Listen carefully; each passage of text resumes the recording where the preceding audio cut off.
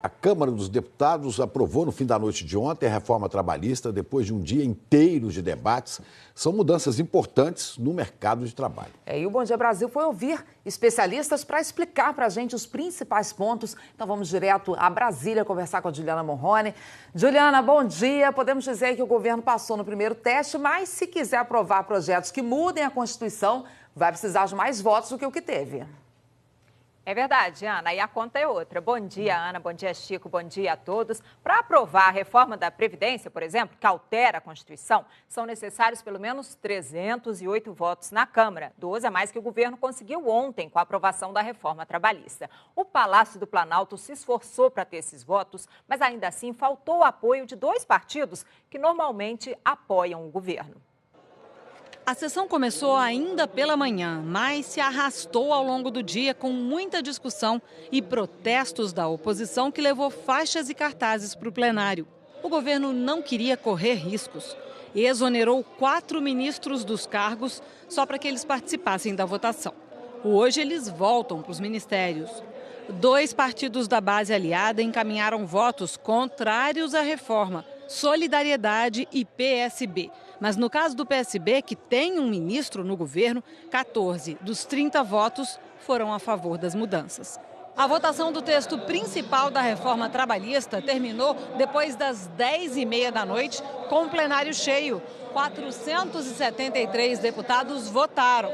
A proposta, que muda mais de 100 artigos da CLT, a consolidação das leis do trabalho, foi aprovada com folga. 296 votos a favor e 177 contra. Foi um placar tranquilo, mas essa quantidade de votos não é suficiente para aprovar outras propostas do governo que mudam a Constituição e que precisam de 308 votos. Entre as mudanças está a decisão de respeitar acordos coletivos feitos entre patrões e empregados.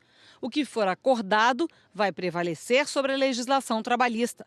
Mas o texto aprovado ontem não altera direitos que estão previstos na Constituição, como receber pelo menos o salário mínimo, FGTS, tirar 30 dias de férias a cada ano e 13º salário. Se patrão e empregado concordarem, as férias poderão ser divididas em até 3 vezes e as jornadas de trabalho acima de 6 horas poderão ter um intervalo menor, de apenas 30 minutos, para descanso ou almoço. Quando o trabalhador fizer hora extra, a compensação do banco de horas tem que ocorrer em até 6 meses. A proposta considera a possibilidade de um acordo com a compensação no mesmo mês. O relator aceitou uma sugestão da bancada feminina e decidiu que mulheres grávidas ou que estão amamentando poderão trabalhar em locais insalubres, como gráficas que têm muito barulho, mas apenas se um médico da confiança delas atestar que isso não vai representar risco para a saúde. Se o grau de insalubridade for alto, a mulher tem que ser afastada. O imposto sindical deixa de ser obrigatório e passa a ser opcional. Hoje ele é equivalente ao valor de um dia de trabalho por ano e é cobrado de todos os trabalhadores. Agora o texto precisa ser aprovado no Senado, mas trabalhadores e profissionais que tentam entrar no mercado de trabalho já avaliam as consequências práticas que virão com a reforma trabalhista. A Lorena se formou no meio do ano passado em pedagogia, mas ainda não conseguiu emprego. Uma frustração. Tá tão difícil, porque assim, eu não estou procurando somente na minha área. Ultimamente eu estou procurando em qualquer área, né? Então, no mínimo, no dia, eu envio 5 currículos, no mínimo.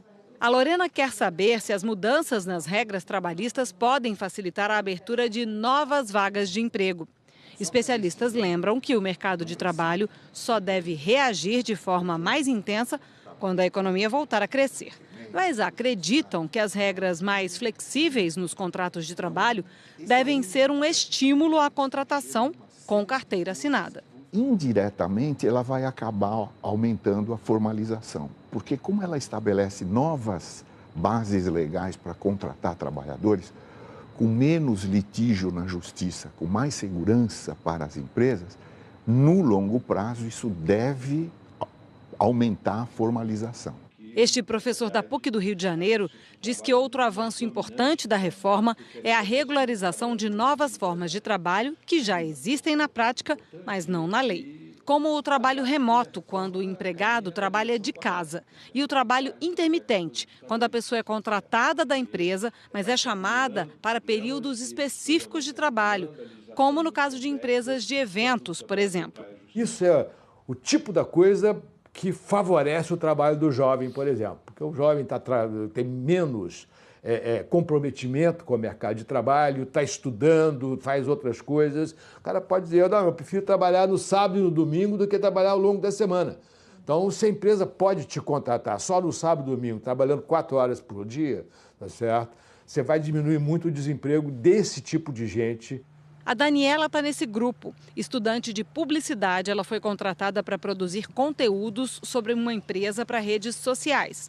Trabalha no horário que é melhor para ela, em casa ou na rua, já que usa o computador e também o celular. Ela conta que quando fechou o contrato não sabia direito como fazer e acredita que a regulamentação pode ajudar. Eu acho que isso é positivo para ambos, né? Até para a empresa poder saber o que ela pode cobrar, porque no momento que isso está claro, ela pode virar e falar, olha, você não está cumprindo com o combinado, com o contrato, com o acordo, enfim, o nome que seja, né? E para o próprio trabalhador também, porque ele pode falar, bom, eu gostaria de prestar o serviço, mas vocês não estão me dando os insumos necessários, talvez, por exemplo. Bem, agora vem a votação no Senado e o governo já avalia a ideia de votar um pedido de urgência para começar logo essa votação da reforma trabalhista lá com os senadores. Ana, Chico.